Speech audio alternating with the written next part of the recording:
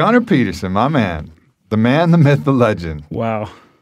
How you doing? I'm so good now that I'm here. Can you believe I was late? I'm never late to anything. I haven't been late to anything since, I think, anthropology class in college. That's a pretty good track record. Yeah. I'm late sometimes. It happens. I go to work super early, so I don't have traffic. I don't have the traffic issues people talk about in LA. Yeah. There are some people, though, who are chronically late and just don't fix it. You know, that is a funny thing. Someone told me that if they're late all the time or if they cut lines, that it's a passive sign that they feel their time is more important than yours. Maybe more thought out than the average late person would give it credit for, but it's definitely a passive form of resistance, right? You know, it's like some way in which they're not actively addressing some resistance. Or they're not complying with the rule. They're showing you that they're breaking the rules. Yeah, in some way. It's on their time, yeah. In some way. Well, man, you've really accomplished a remarkable amount in the training space. And you take one foot inside your gym and you see the walls are just covered in memorabilia and heartfelt messages from legends. Someone asked me once, what do you have against white walls? I said, what do you mean? All your walls are covered, wall to wall. I said, ceilings are covered with like basketballs and let's jerseys. Be more creative than that, Aubrey. How about the ceilings are quilted in jerseys?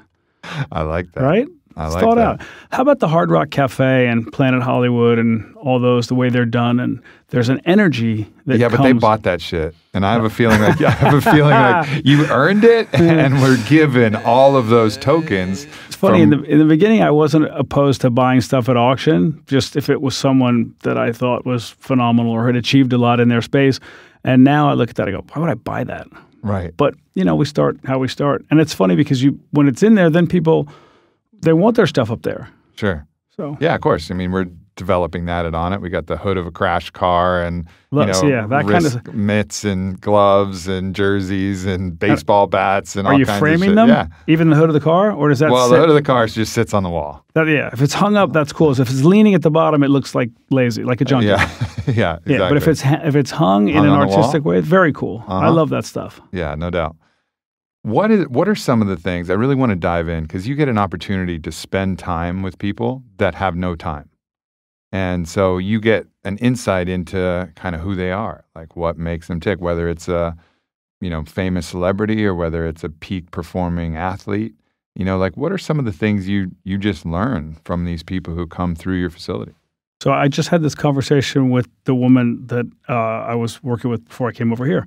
And she talked about certain actors being chronically late, and that's why the lateness thing. It was funny that it happened today, and she said it's disrespectful, and she said it makes other people who work with them not like them, and she said all of the real pros are always on time, and I had to go through my Rolodex of people I've worked with, and I think she's pretty much right. The above title people, the top tier people. The ones who have careers the ones that are hot for decades, not just years, in my experience, are pretty much always on time. Not only are they on time, but I always have their numbers and I deal with them directly. Versus the ones who you go through a cadre of the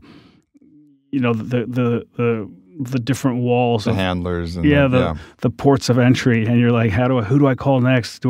I'm waiting on the manager. Should I call the assistant? I talk to the assistant. Should I talk to the valet? And it becomes a whole thing. But the top tier people, you can go right to them. And in my experience, I think she's right. They've always been on time. So timeliness would be one. What do you make of that? I mean, what is that? Why is that? I don't know. I mean, I want to say that it's because they're respectful of your time, but maybe it's not. Maybe it's more they're respectful of their own time. And they don't want to waste it. And they want to be, if it's an hour workout, they want 60 minutes. Yeah. They know what they need. They're willing to show up and get it. And they're maybe accurately assessing the amount of effort that it takes. Because a lot of times, even if you have people handling something, it is way easier just to send that quick text, be in direct communication, have that accountability, and just do it. And they get the answer right away, too. They get the answer. Yeah. They also, I would imagine, have things stacked up back end. At least the people who are at my facility, when they're out, they're out. They don't want it to go over. Not just because they're done training, but because they have somewhere else to be, and after that, somewhere else to be. And so, it has to function like a Swiss watch for everything to come together. I wonder if there's something to do, if you talk about respect, being on time, being a sign of respect, if they respect you, then it probably means they respect themselves in a certain way. You know, it's like what you do to others, you kind of do to yourself.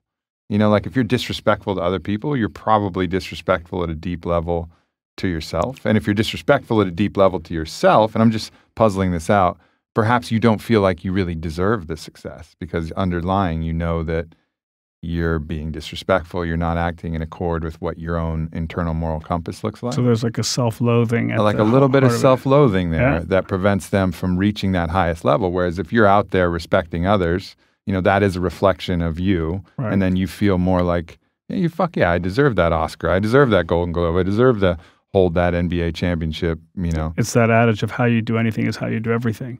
And if they treat themselves like that, if they treat you like that, then there's a trickle-down effect. And they're also going to be putting forth every minute of that workout, every set, every rep, every interval, whatever we're doing, they're on it. Mm-hmm. That's another reason why I love working with those high achievers, right? I love being around the people who not only have done a ton in their field, but still have a ton more to do in their field. And they talk about they rarely talk about what they've done in the past. They talk about what they're going to do. Right. Right. The athletic champions, they don't talk about what they won last year. They talk about this year they want to win it. Mm-hmm. And I that fires me up. And versus the people who talk about, you know, what they did 6 years ago or 5 years ago when they were nominated, or that's not. Yeah. You kind of go, dude, how far back are we going with this? What's the shelf life on this story? Right. Yeah, it's like if you're hearkening back to some past laurel and you're using that to make up your identity today, it just don't shows, you have shit to do today? Yeah, it shows kind of a lack of confidence in the expression of where you are.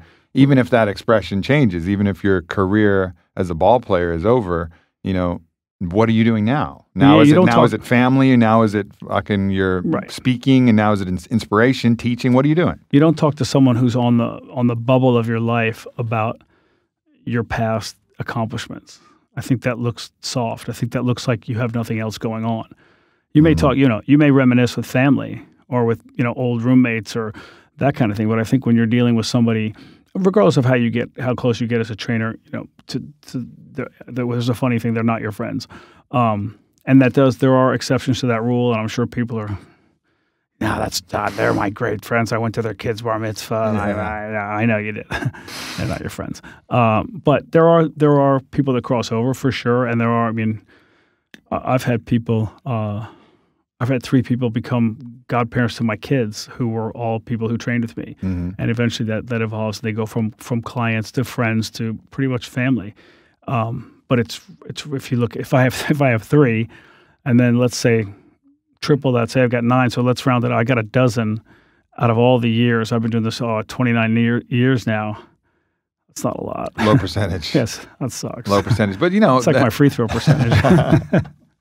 There, it's out. I feel so much better getting off my chest. Good for you. I think that's true about, friends in general, though. Finding really good friends is not an easy Did you have endeavor. that conversation with your parents when you were a kid? My mom said to me, I think I was 12 or 13, she said, if you have a handful of friends when you're older, if you can count them all on one hand, then you've had a good run. And I remember thinking, that's pathetic. My God, how unpopular are you? I have hundreds of friends. Yeah. At 12. Yeah, my mom used to encourage me to go out and meet 5 new people today, Right. And it's interesting, because ultimately I was a bit of a shy kid. But now I get to interact with so many different people. It's really now about how much time and priority I can put to cultivate the friendships. The colander becomes a lot. The little holes in the friend colander becomes a lot thinner, right? Yeah. They become thinner. So you don't let people. You let them in a little bit, mm-hmm. and then you see, can they make it can they level up? Because the real magic comes from taking those friendships even deeper. Yeah. Really, spending that super quality time with somebody. You're not talking about nudity, right? Potentially. Okay. Potentially. I'm just trying to see where you're going with that. But yeah, it's... Those are very good friends. Those are and that's the... depending on what happens. I have a friend who said this. He goes, is that guy your buddy? And he was talking about a kid who was training at my facility. I said, yeah. He goes, when you go in the restroom, do you close the door? I go, what? He goes, because around like your real good buddies, you don't do that. And I thought that was an interesting for him benchmark of a level of friendship. I could just be benchmark of like upbringing. Right. Right. Oh, and also athletic background too. Like you spend enough time in a locker room and then you realize that there's going to be swinging dicks everywhere you look. So it doesn't really fucking matter. Yeah, there's that. But I thought that was, everybody has in their mind, I'm close enough to that guy. We're buddies enough that I'm not going to close the door today. Yeah. Depends on if you're shitting or if you're taking a piss. See? There's everybody. Apparently you have thought this through. I close the door if I'm shitting around a homie. But I will not around my girlfriend, fiance. You will not close the door? Oh, hell no. No, door's open. Door's open if I'm shitting in front of my lover. But if I'm around my homie, I have the respect. I need to write this down. I have the respect to close the door in that case. So, wow. And is that from the drop?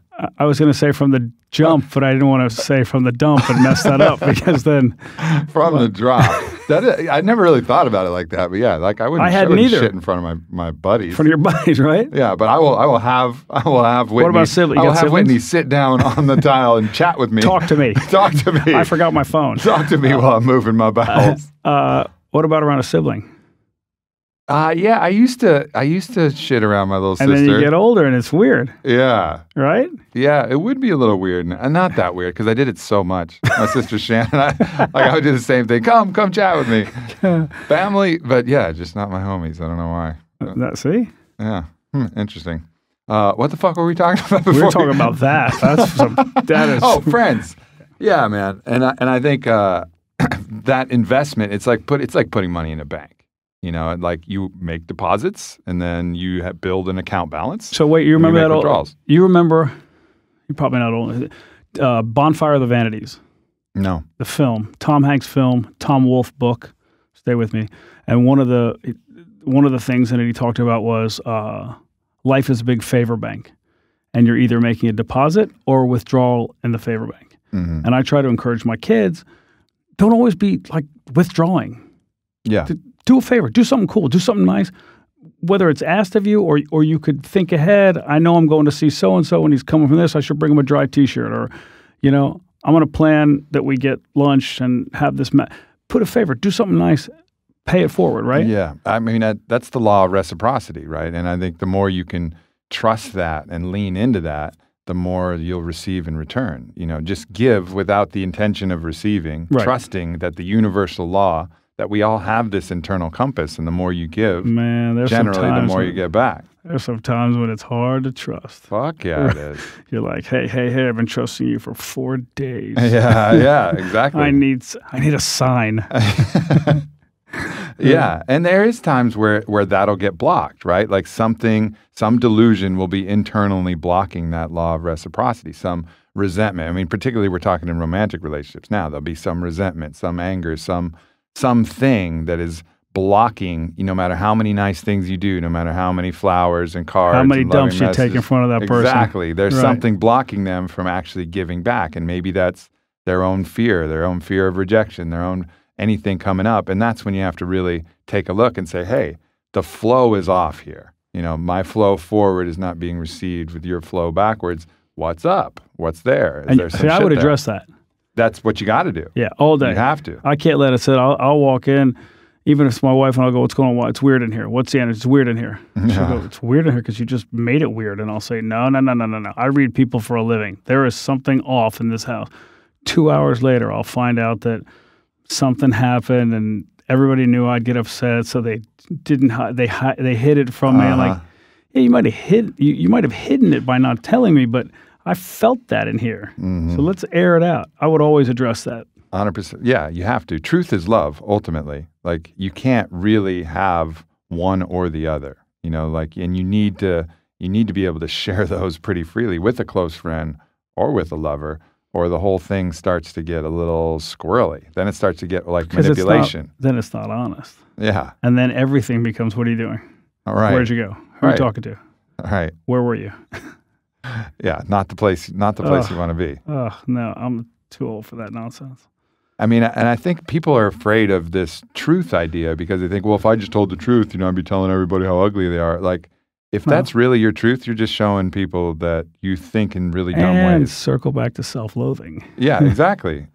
Like, truth doesn't have to be judgment. There's a truth that's beyond judgment. There's a truth that sees and there's some things way that, more than that. It's a universe. We get that. We know that. Let's accept the fact you're ugly. We don't have to like as we walk in. We don't have to. I don't have to address you and score that and then move forward with how we're going to interact. Right. Exactly.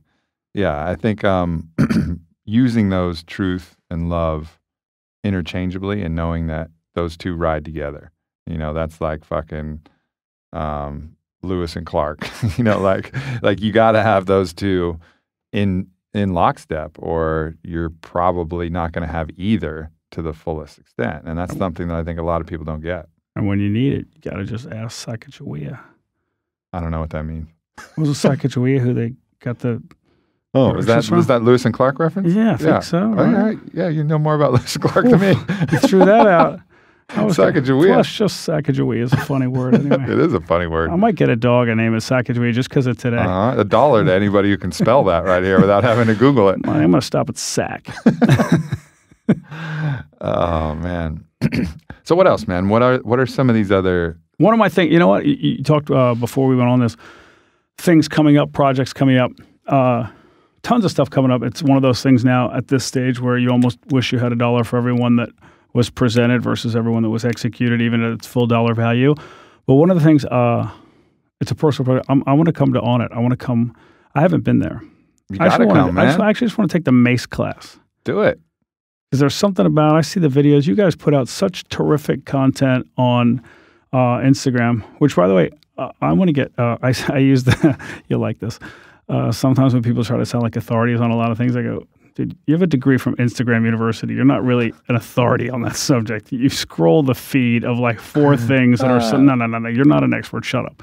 But I follow you guys, Primal Soldier, Eric. Mm-hmm. I follow the other gym associate, all those things. Mm-hmm. And there's so much going on there. And then I got to meet Sam, and I think I got to go there. Yeah. I got to just. You got to. Right? Like just roll through. But I want to take that MACE class because you don't see those advertised somewhere. Like back in the day, 1,000 years ago, I took Pavel's kettlebell class when there were like 4 people had kettlebells, right? Like me, Pavel, trying to think who else, Leviticus. It was like, way back in the day. And now everybody, right? But the MACEs, that's a cool thing. You guys are doing a lot of cool things. So that's one of my projects is to come there and absolutely. see that. I mean, well, the MACE training is over 1,000 years old, literally. Right. But it's been dormant for 962. Exactly. So thanks for bringing it back. Exactly. And it's definitely one of the favorite implements that we have going on. We have them all. We have all yours in the gym. But But to maximize what you can do with them, exactly. Get the education. I like to watch people pick them up like they're Indian clubs. I'm like, you're going to struggle with that, pal. Yeah. Hold it at the end. Right. Good luck with that. Right. Yeah, for So sure. that's a cool project. Maybe expanding the gym, maybe moving. We've got a gym design business, and we're doing some pretty fun stuff. We did the Dream Hotel Hollywood. We have 2 more Dream Hotels to do and 2 more other hotels. Since no one's asking for exclusivity, then we're not going to, okay, no problem. We can just keep cranking them out and trying to put quality equipment and making hotel gyms more real workout people friendly versus, not that there's anything wrong with weekend warriors. I think that's great. It's a great place to start, but you can't be a weekend warrior your whole life. Yeah. So the gym design business is fun and cool, and you can express yourself. That's such a huge thing when a hotel has a good gym. Isn't it? It's like the best. Reason enough to go back. Oh, 100%. Because you can always, if the restaurant sucks, you can always find a restaurant in town. Right. But a gym in town may be a bit of a stretch. Like I go to Miami specifically because I can go to the one hotel and they have the Spartan gym, which is like as close to the On It gym as you can find out there in Miami. And then go there. They have this place called Plant House. They got one smoothie that I like that I get every day. Yeah. And, get a workout, get a smoothie, go to the beach. That's the routine. It's ideal. So I think hotels need to kind of pay attention to how important that is. That was our discussion when we did the Dream Hotel Hollywood. Luckily, the developer, who's a terrific guy, was on board with it. He's all about brand layering. So he wanted to bring us in just from a name standpoint. And I like the idea of having the gym be as thought out as, they do the restaurant, right? So they're choosing a certain kind of flatware. They're choosing the wall decor, what's going to absorb sound, how the music's going to be. Is the person going to greet you up front? Do you go to the bar first? All those things, they put so much thought into that, right? How are the chairs high? Are they low? Is everything a 4-top? Is it a 2-top? Is it counter seating? But the gym, it's usually like, we got to get some gym equipment. Hey, Bobby, you work out. What kind of stuff do you use? Can you call the guy? And it's that kind of stuff. And they get one company that comes in there and they crank out a line. And that's just that. Yeah, it's like an afterthought. Very much so. Yeah, and that's definitely changing too. Yeah. And the other, I think as people get more aware of actual nutritional principles rather than the old nonsense, like the other thing that frustrates me about hotels, you look at the healthy menu, and it's not like Erewhon, like bone broth and avocado and turmeric tonic. It's fucking back to egg whites and like low fat and all of this. 7-grain bread versus white bread. Exactly. All of this nonsense that was like 1990 bad science. Food pyramid. What I mean? Yeah. Yeah. And it's just odd to see that hotels and hospitality haven't adapted, but I guess it's just because people haven't demanded that enough yet. Or they want it, but they don't know that they can speak up to that. Right. Yeah. Circle back, communicate, just drop a thing in the suggestion box and say, you got to raise the game. Yeah. Fellas. Say, hey, fuck your egg whites. Right. Well, by the way, I like that you changed everybody behind reception's outfit again, but you didn't bother improving the gym. Yeah. Great. Yeah. Thanks for that. Thanks. Yeah. Appreciate that. That's a cool upright bike. Yeah. Yeah. And then, a good spa in the hotel too, especially if they have, good heat, at least heat. And if they have heat and cold. Like sauna and a plunge? Yeah. Ooh. Versus all the different kind of berries that they rub on your face. Yeah. Right? Yeah, totally. Or the ones that are like warm. You go in like the steam room and it's like warm. Yeah. And the sauna's like 130 and you're like, ugh, what am I doing in here? Am I a plant? Yeah. It's fairly fogging up in here. Yeah, yeah. I think hotels now think they have to have a spa, and you get lower end hotels or hotels that have kind of been passed by just by time, and they like quick, let's get a spa and resurrect the place, and they slap it together, and it's just not up to par. Fuck it, we're making hotels, Gunnar. We're making I'm hotels. So ready. All right, I just want the gyms. You do the spa. Okay, cool, easy. Done. No problem. Just something really hot, something really cold. Spas are fucking easy, everybody. Hotel developers should know that there is, just think of it, age demographic. There is a demographic out there of people who travel who would pay more to go to a hotel that has a better gym. Mm-hmm. I don't need a 50-inch TV in the room. I'm good with the 42. But make sure there's a squat rack in that bitch, all right? Yeah. I do like when they have the movies in the hotel. I hate it when they don't pay for that little fucking thing that lets you watch the cool movies that are out. It should just be on. If I had a hotel or an airline, let's go to airlines. So if I had a hotel, the rooms would cost more, but all the amenities would be included. Because you're going to get you're going to get the occasional douchebag who empties the mini bar every day and then like sells it in the alley or something. But you're going to get a lot of people that don't touch it anyway. Yeah. So somewhere along the line, there's got to be a balance. Yeah. Right? If I did airline, same thing. Check your bags, free drinks, free food. Yeah. Yeah, the ticket's not $300, it's $420, but look. And don't put pets in the overhead compartment. There. For sure, don't do that. Can you imagine? For sure, don't do that. That was such a mess. And it was like 2 or 3, it had like a little domino effect. It wasn't just an isolated incident. I know. Yeah, they had a couple of those. It's just weird when people make these like decisions that just don't make sense. I think I actually got to spend some time with someone from the Israeli army, and he was a tank operator in the Israeli army, and he was talking about the difference between... By the way, that could be anyone in Israel, right? Everybody serves. There you go. Yeah. He just happened to be the tank guy. But he was explaining like they have kind of like a decentralized command structure built in so that like the field, whoever's on the field can take priority in decisions at any time. So they have like greater autonomy and flexibility, even with like missions, than most military systems have. So they trust the people in the field. If a guy says, "I got this," I saw something. I want to make this call. Yep. Everybody has to trust to read intel. Well, it just allows them to read intel instead of like phoning it back and getting. They can like if they're on a mission, they can change the course of the mission. And I'm sure like certain SEALs and special operators have such similar privileges, when they're out. But that's kind of like the idea of you making up your own mind is built into the Israeli military system, which I thought was interesting. And I think it needs to be built in more into, corporate structures as well. But the issue is then there has to be some training, like there has to be enough training for people to make the decisions. That's why there's these corporatized things. But, you got to be able to make these judgment calls where even if the rules say this, you got to be able to go another way. When I took the job at the Lakers last year, that was a big thing. Do I have to? So I knew I had to run by the days they lift. Like, coach, what about Tuesday we get a lift in? And he'd look and he'd say, when's our game, or when's this? Or I'd say, well, this is on this day and that. And he'd go, do you think that's good? I'd say, yeah, that's what I would do for my body. But, how do you feel? And he'd say, fine. And after a while, he goes, I don't care. I trust you. Pick it. But I was worried even that there was micromanagement on the exercise selection level of that, because years ago I've worked with NBA guys for 22 years. And years ago I worked with a guy in season who had been suspended for however many games, 6 games or something. And I think it was when the team had been on an East Coast swing, and they sent him back, and he was sent to me. And when the strength guy called me, he said, just so you know, we do no legs in season, which was crazy concept to me. And I said, really, none? Like just 0? That's fairly unbalanced, but care to explain? And he said, that's just how we do it, which is cool. Like if you're my dad and I'm 6 and you say, because I'm the dad, that's why. But it's actually not even cool then. To explain to your kid what the reason is. Just, I have a reason, don't be a dick. Walk them through it. Yeah. So they didn't, but I wondered if this was going to be one of those things where, you have to run everything up the flagpole.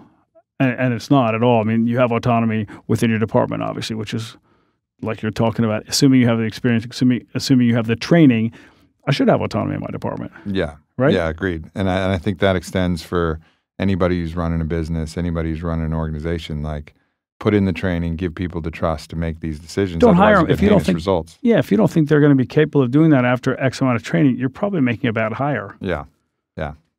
So you have the opportunity to work with mega stars. I mean, like, I'm in the city of mega stars. I get like super mega stars. Yeah, but I get texts from clients and DMs and this not from clients, excuse me, from trainers around the world. I want to do what you do, and you go, what do you mean you want to do it? What is it you want to do? You want to train people? You want to train high-level athletes? You want to train people who are highly achieved? You want to train celebrities? Because right there, that's flag on the play. Why do you want to train celebrities?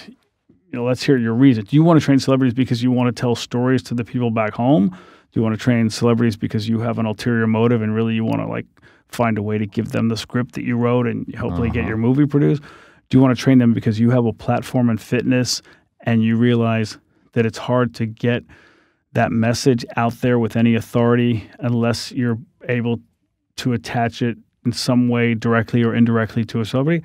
That I get.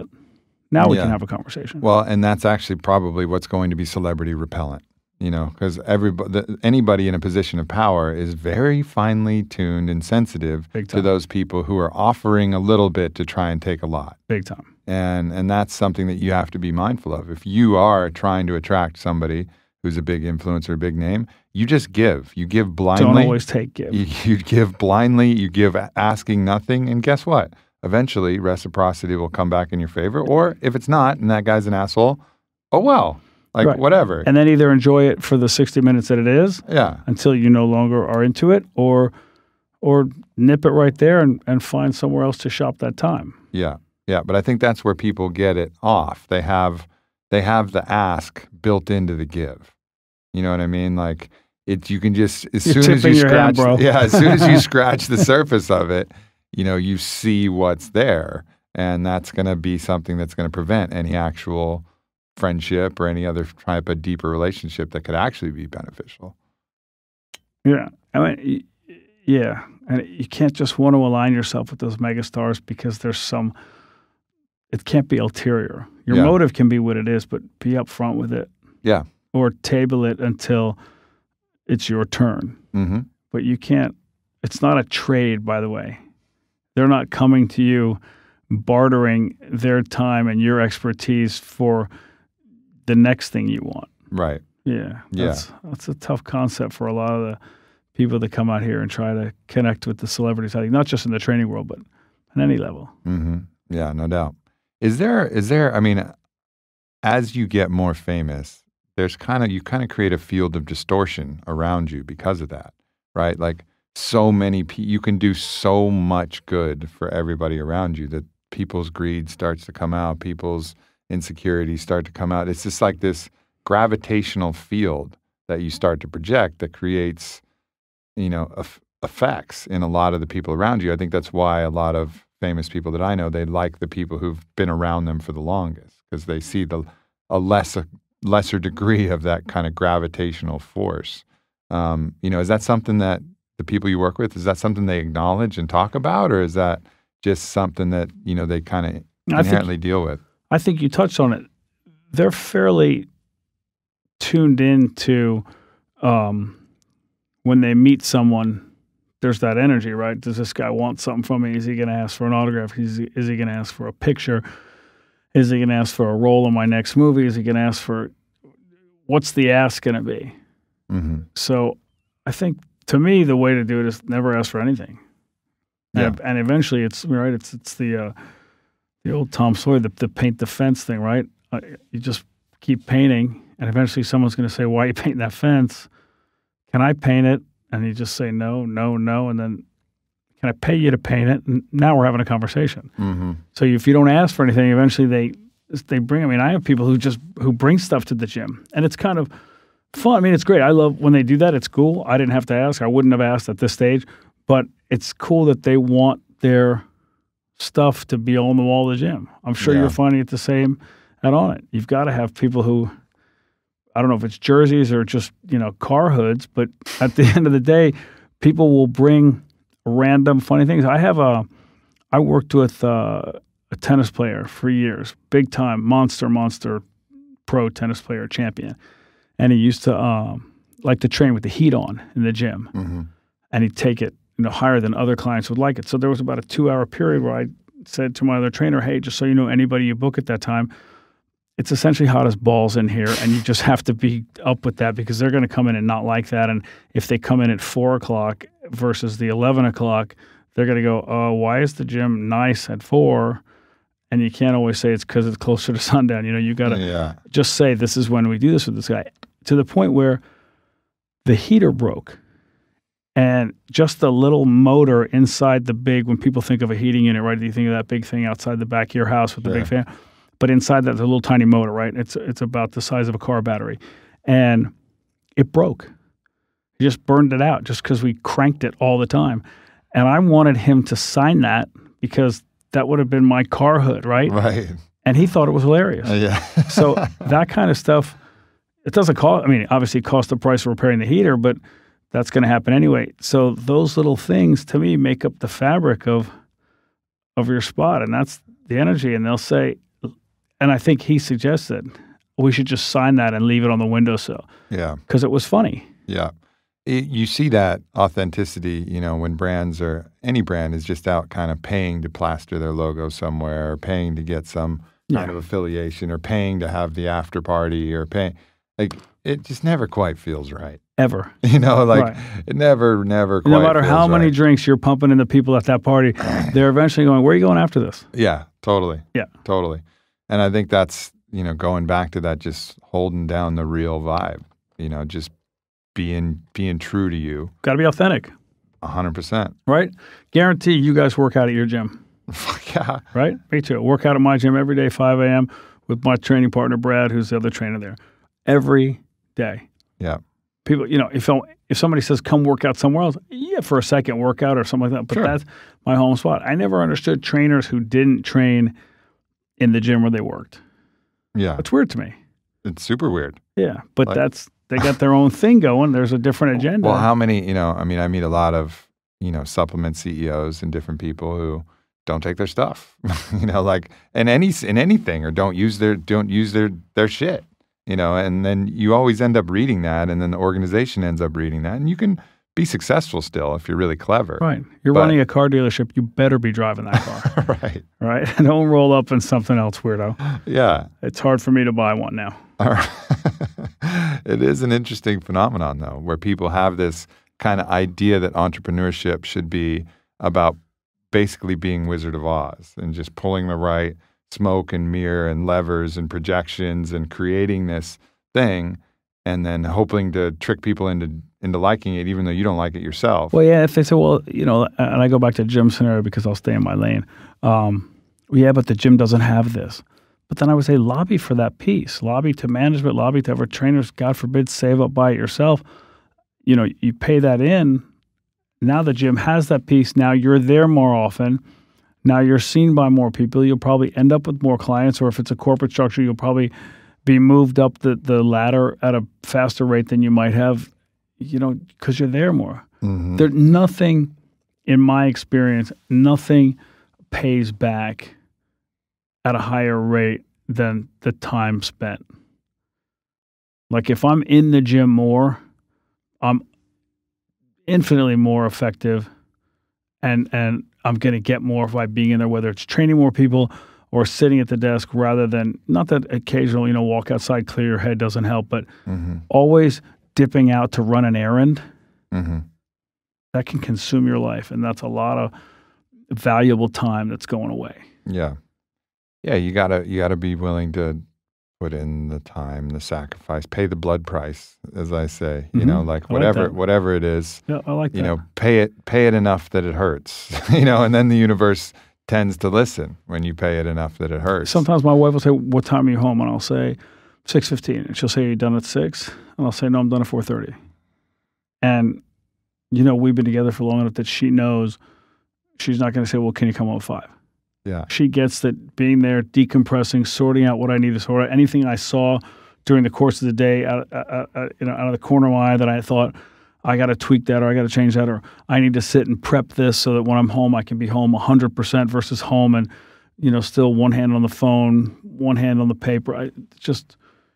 You can be 100% wherever you are. Do you have a strategy for leaving work at work when you get home? I mean, is there any process that you go through? I mean, look, I'm self-employed, so no, I don't. Yeah. I mean, I could lie to you, go, yes, when I come home, I'm 1,000% committed.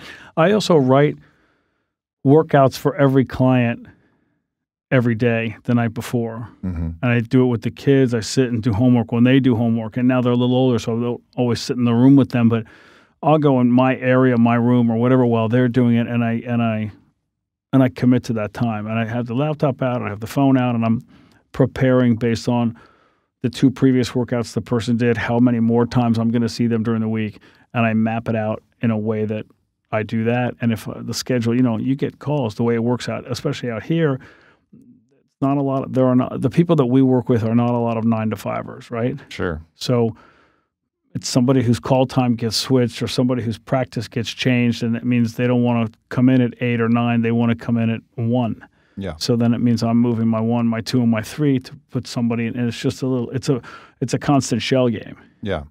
And I don't mind it. You have to embrace that. You can't go, fuck, I'm tired of changing the schedule. Just relax. I mean, you can, but you're going to end up with a lot of free time. All right. She can't make it at all now. Yeah, totally.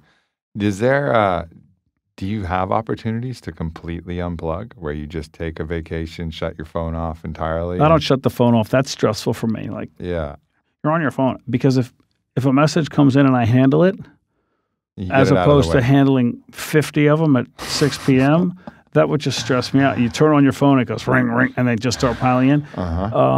The first day of vacation, the first day and a half are actually tough because people forget you're on vacation. And they just keep hitting you up as though it's a normal work day, and you're still a little bit of a slave to the phone. You only go to it every couple hours or so. But after that, no, it's easy. It's easy enough. Yeah. Handle them as they come in, right? If you're on your second bottle of wine, you pretty much table your phone. That's just a good What is your rule. ideal vacation? Like what for you is, I mean, you're a hard-ass working guy. What's your vacation? Vacation with kids or without kids? Because both are phenomenal. But I mean, vacation. Look, I'm not going to ever not like a vacation. Yeah. But it's two separate structures. Give me both. My wife and I took a baby moon before the baby. We went to to Bora Bora, Cool. and I got 2 hours in the gym every day. And if I got 2 hours in the gym, I'm good for anything. Yeah. Whatever else happens, we're good. Mm-hmm. Whether you eat bad or you have, one drink too many or you take a nap that you didn't plan on, and I'll take that all day. But I like the activities. I like doing stuff. I'm not good just sitting still 4 hours. Mm-hmm. I mean, look at my complexion. I don't tan, period. Right. Even if I stay out there, it's just not, I get like maybe a golden, but maybe more like a strawberry. So that's a bad use of my time. But something active, anything on the water active, I'll take all that. Any games, any sports, anything. Not necessarily good at any of them, but I like moving and doing stuff. And with the kids, anything traveling, I think that's the best education you can give a kid. Yeah. I've taken my kids all over the world. Yeah, I was super grateful for my parents who took me all over Europe and different Yep. places and Yep. being able to experience that for sure. And I was raised overseas. So going back to, I was in a boarding school with my brother in Switzerland, and my parents lived they lived all over, but, London, Saudi Arabia, Paris, Normandy, Argentina, and we traveled a lot. So taking my kids to some of those spots, there's a reminiscing component to it, but there's also seeing it yourself through a grown-up's eyes versus through a kid's eyes, but then again, through your kid's eyes. It's pretty cool. Yeah, totally. All right, let's shift gears a little bit. Now, you train a lot of... Are you gonna take a dump now? What? Are you going to take a dump now? Yeah. Okay. No, you're my buddy. I've told you. Oh, that's right. I mean, unless you're auditioning as my lover, then I'm not going to take a dump in front of you. And I don't think that's going to work, by the way. I had to bring it back. I don't think it's going to work. So you train a lot of people who appearance and aesthetics, on it, our gym, it's very much about functionality. The athletes are very much about bullshit. functionality. That's such a great starter. Oh, we don't care how we look. We just want to function really well. Right, but at the end of the day... Both go hand in hand. What's that? Both go hand in hand, for sure. 100%. We are a visual society. Look at this. My voice just went up. I'm on my soapbox, bitches. Get it. We are Get a it, visual GP. society. You can't turn around, especially in this town, without seeing a bus, a billboard, a TV commercial, something on your phone, somebody with a good body. And it makes you want to make your body better. Now, you may not want to be a bodybuilder. You may not want to be, shredded, Frank Madrano, but you want to look better. You want whoever you're with to be attracted to you. I know they're attracted to you because you're a good person and your personality. That's a great story. But at the end of the day, when the lights are on, you want them to look at you and not be repulsed. You want them to go, oh, I want a piece of that. That's how we are as human beings. It doesn't mean you have to be that nth degree, but you do. Plus, it's fun to take care of yourself. It is the natural inherent result of training well. Working out, training, it's the equivalent to detailing your car. You want your car to look as good as it can look. And sometimes upgrading your entire car from a fucking minivan to, there you go. to a Maserati. And you don't want someone to trade you in for that car. You know what I mean? And it doesn't have to only be rooted in that. But there's a huge component to how we look. Look at clothing. Women, you train. Why do we do so much back and shoulder stuff? Because look at your clothing, ma'am. So much of it is cut to reveal the shoulders and your upper back. I want that. I want to pay into that, right? I want that to be, I don't want that to be the one thing we left, the stone we left unturned. And then here comes that sundress and we go, oh, God. Whoops. Well, that's what I want to get into. Is I want to get into, we do have people obviously who want to look good and come on, and that is their primary goal. But you have people who that's their job. Like that's not really our clientele. Our clientele, they want to look good, but it's not their job. You have people whose fucking job is to look a certain way for a movie role, to look a certain way in a dress, to look. So like, what are some of the tips? I think you just gave one, actually, like women doing more back and shoulders because everything is low cut. Like, what are some of these tips for men and women? 100 years ago, I had an actress I was working with, leading lady. Actually, she was still like coming up, ingenue leading lady, right? And I had her on, it was a glute movement. And she goes, why are we doing so much of this? And I said, look, a couple of reasons. Your ass is one. From an aesthetic standpoint. It's also from a metabolic standpoint. It's the largest muscle group of the body. It's going to drive you more metabolically. So overall, you're going to get more development. And she goes, and I said, and career-wise, let's think about it, you know?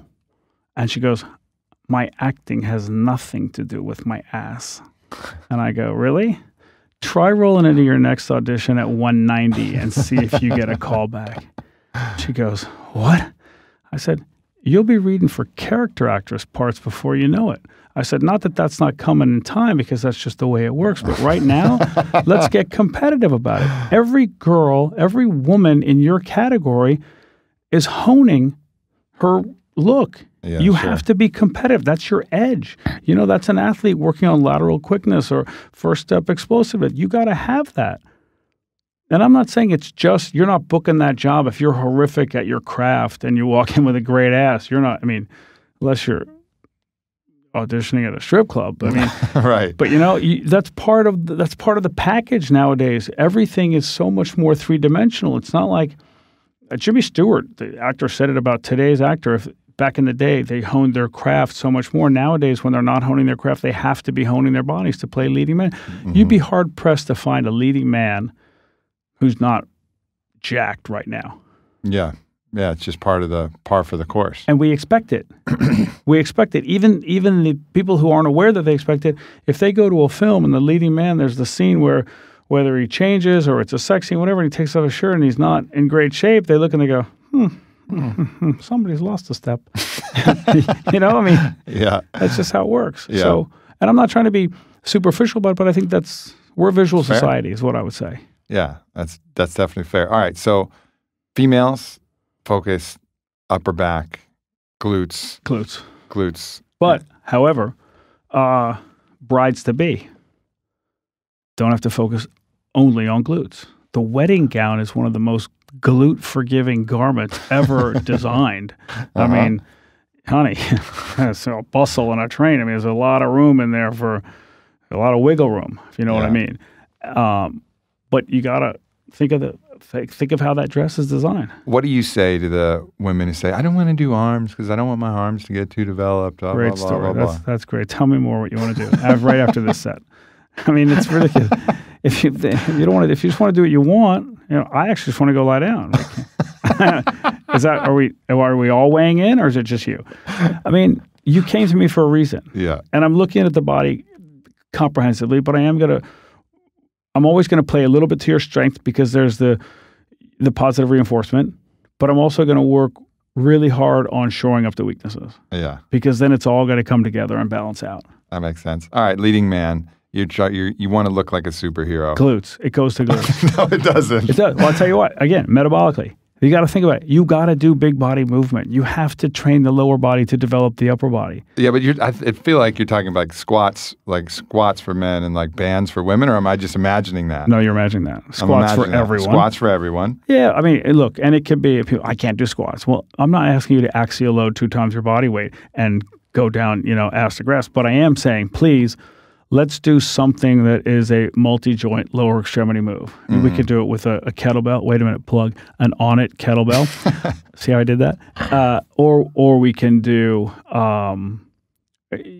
there's so many ways. Look, I'm not going over squats with you. We can. Sure. But do a squat. Do something where it's multi-joint, where you get down, where you get low, where you drive through your heels, where you come up, where you fire the glutes. It could be a hip thrust. It could be a hip bridge. It can be a squat. It can be... how many? Whoever you are, build from the ground up. That's basically, part of it. Yeah, right. The original line of Hammer equipment came out. It was all your power is ground-based. So let's develop some power. Mm-hmm. Let's get in touch with that. Oh, gluteal amnesia, blah, blah. I got it. So let's wake them up. Mm-hmm. Let's find a way. I don't feel that on my glutes. I feel that on my quads. Okay, then we're going to make XYZ adjustment. Tell me about one of those adjustments. And we're going to make XYZ adjustments until you can feel that fire, until you can tap into those muscles firing. You need to create those firing patterns so that we can get the glutes to work, and then we'll find a way to move all the way up. Yeah. What are some of the, because my glutes, I have that same issue. My glutes, I'm quad dominant, but my glutes don't always fire, right. As correctly as they should. Like, so what are some of the adjustments that you make for somebody like myself? You ever use a hip circle? The hip circle? Mark Bell. Love those. Love those too. Me too. Love them. And different placements going to create different firing patterns, right? Whether you go above the knee, whether you go below the knee, whether you go to the ankle, and you can sequence that. And you can start high and drop low. You can start low, go high. You could do different movements with them. You can do like little jab steps with them. You can step, if you're looking at a clock face, right? You're standing in the center of the clock. You could step to 12, 1, 2, 3, 4, 5, 6, or you can move, laterally, or you can. There's so many different ways to do that just to warm it up. Hip bridge, hip thrust, glute bridge, all that stuff. I love all those movements. From Brett Contreras to Jem in Oregon. There's so many guys doing great stuff with that. There's so many machines out now for that. That used to be such an awkward movement, an Eric's pad on your hips and a barbell and get on a bench and hope and now there's so many great pieces out for that. Yeah. That's cool. I think that's good advice because I think that's something that probably most guys are ignoring. I mean, I think girls that I've seen in the gym, they're pretty aware that they want to work their glutes. You know, like that request comes pretty quick on the list of requests, but not so much on the request for the guys. And as a trainer, you can look clairvoyant when they come to you and you say, "Let me guess. So, you want to do glutes, abs, and triceps?" And they go, "Yeah." And I go, "We're going to start with pull-ups." But I mean, just to move it around, they're going to get it. And you are going to work. I mean, in our gym, we hit a lot. We do a lot of full body stuff. Yeah. We do a lot of sled work. We do a lot of stuff that may look counterintuitive. They might go, "Sled? I don't want to get big. I don't want to look like a football player." I go, "No football player ever wore a jog bra. Don't worry. You're totally fine. Let's push the sled." And we don't load it up. I mean, like James Harrison, it is what it is. It's movement. It's a sled push. Yeah. Those are movements that are great for everybody. No doubt. I love hearing your little comments about how you address objections. I feel like we get to have like a little window over your shoulder over a million conversations that you've had over your career. I say all that, and I'm not trying to be a dick about it. And that's exactly how I raise my kids. I mean, I let you say it. It's great. That's interesting. But I mean, really, if you think that's the first time I've heard that, you're insulting me. And if you think that that's going to sway me, come on. So what? All right. So your clients, just kind of whining and just kind of whinging about what they have to do. Give me one. Let's go. Let's role play. Let's role play. We have to do another set of that? No, we don't have to do anything. We can actually call it right now. You want to just throw the towel in? We can bag it. You want to go? Should we go eat? That's exactly what I would say. Yeah. I'm not even going to say it anymore. I'm going to respond to you the way I would respond to said whinge. Let's hear it. Are you sure? That looks pretty heavy. I mean, it's heavier than the last set, but it's actually not heavy. Look at all the other weights in here that I could load on that bar. Okay. I think I'm still sore from the last workout. The last workout on Monday? It's Thursday. Come on, let's get serious. Let's move. Let's move the blood. Let's flush that soreness out and replace it with new soreness. Like it. It's all positive. Look, at the end of the day, everything I say, it's a little snarky, a little smart-assy, but the end goal is to move the ball down the field for you, right? I'm on your offensive team. I'm not playing defense. I'm not fighting you. Yeah. I'm going with you because remember why you came here. Yeah. However many days, weeks, months, years ago that was, you came here to get to a certain place. I'm always resetting the ship to follow that initial compass setting that we had, right? Yeah. You may go over here, but I'm always going to bring us back to that until you give me other orders. I worked with a guy years ago. He's starting for a film. And I don't want to say his name. That would be indiscreet. Matthew McConaughey. And he came for a film and he was training for something and the body was to look like, I don't remember what the first incarnation was. And then he changed it. He came in and he said, that movie's not happening. And I'm thinking, oh shit, I'm going to lose him because he is such a fun guy to work with, right? Oh wait, Austin guy. Whoa, look how I did that. Connect those dots, baby. And he was going to do something where he was a diver. Mm-hmm. And I go, okay. So we need to adjust that because the training from before it was a different type of role. So diver body, I can see that in my head, right? I know what we're looking at. I know what we're going to do. I've dived before. I know, okay. And we changed that. And then maybe 6 weeks, 7 weeks later, he came in and he said, I've changed the movie. I'm not doing that now. I'm doing another one called Sahara. I said, oh, funny, there's a book out called Sahara. He goes, what do you know about that book? I said, it's written by Clive Cussler. It's about Dirk Pitt and his buddy Al Giordino, and they work for a guy named Admiral Sandecker at Numa. It's an underwater military thing, and his girlfriend's Eva Rojas. And I mean, I don't know. I read all of them as a kid. How am I doing? Is it a test? Yeah. And he goes, what do you know about Dirk Pitt? I said, everything. He goes, I'm playing Dirk Pitt. And I go, Dirk Pitt's 6'4". And he goes, Dirk Pitt's 5'11 3/4. And I was like, understood. Yeah. Or as Matthew says, heard. Right? Like, great, I got it. So you're shifting, you're changing, and you want it to look a certain way. You want to look more like a quarterback than a linebacker. That's a distinct distinction. Is that redundant? But you know what I mean? That's pretty fine, but picture them in your head. Go through 4 or 5 quarterbacks in your head, then go through 4 or 5 linebackers in your head. You're going to train those guys differently. Yeah. And I really like what you said about always returning to that internal initial discussion where you set the compass. And if the compass changes, then reset it. But if you don't tell me it changes, don't expect me to guess. Yeah, no, it's your job. It's your job to hold true to that vision. That's right. And I think, us as our own coach, it's our job to hold true to our own vision of where we want to go as well. But you're hiring me to man the ship. Yeah. Right? Because you may not. Mm-hmm. And probably chances are you haven't in the past, or you have for a while, but then you sleep at the wheel. And so now you're asking me not to. So I'm going to always come back to that. And I always say, I'm on your team, whatever you want. Mm-hmm. Can we be done? Yeah, sure. Whatever you want. I mean, we're trying to go to this place. This is what you told me. This is where I'm headed. But if you want to be done now, it just means that place is going to be that far away. It just cuts all the games and just back and forth. And it's not a discussion. Makes perfect sense. It's not let's make a deal. That's not how we're doing this. Beautiful. Well, I know there's going to be a lot of trainers who are listening to this and appreciating these He's fucking such an words asshole, of wisdom. that LA. Man. Hate that guy. Makes perfect sense. Yeah, I'd be the same if I lived in that zip code. Yeah. All right, come on out. Here we are. Yeah. Yeah, there's room enough. Beautiful, man. Anything else you want to draw attention to before we wrap this up? I just want to plug On It right now. Too late for that? No, I already got that. You know that I have so much of your equipment. You guys make quality stuff. Thank you, brother. Yeah. Look, you've been in my spot. You've been in my spot. You've seen the stuff I have. I wouldn't have it. Everything I have in there. It's funny. We move stuff. It's funny. You be the judge of that. Brad and I move stuff around in the gym a lot, and it comes down to there's nothing in there that's not the perfect piece.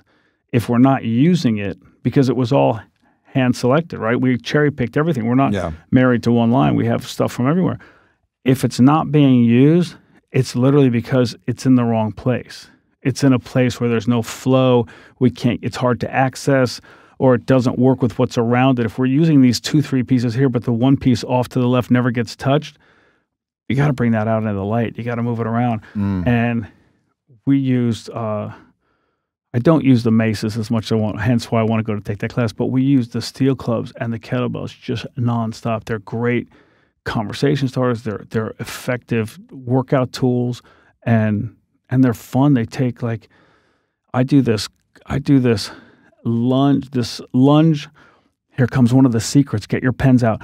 I do this lunge matrix with the steel clubs combined with an upper body move, either in the same plane of motion or I switch up the plane of motion. So it's a reaching lunge. And if it's same plane of motions, step back, front raise, lateral lunge, lateral raise, twisting lunge. And then I do like this monkey roll with that because it's hard to just do a twisting move with your shoulder. So if you want to do a lunge delt matrix, right? And we mix it up with the steel clubs, and then you finish it off with curls, and then you flip the grip on them into hammer curls. Your heart rate is higher than your SAT score, for sure. And your whole body is lit. Glutes are on fire, quads are on fire. The core has been working because of the different planes of motion that the upper body had to take the weight to that distal point. Plus, your delts and biceps are smoked. I mean, what better than that, right? Love it. Yeah. That's badass. It's just cool tools. And you didn't ask me, for anybody who thinks this was not a plan or a plug, that's me just telling you what stuff we use in our facility. I appreciate it, my brother. Look forward to having you out to On It, for sure. Where can people find you, follow you, et cetera? GunnarPeterson.com is the website. There's nothing for sale there because I'm great trainer, great father, great husband, shitty businessman. And at Gunnar Fitness on Instagram and at Gunnar on Twitter. Dope. Thank you, my brother. Thank you for having me. Good to I have a little appreciate it, chat, my man. Yeah. Take care, everybody. Peace. Take care, everybody. Peace. Take care, everybody. Peace.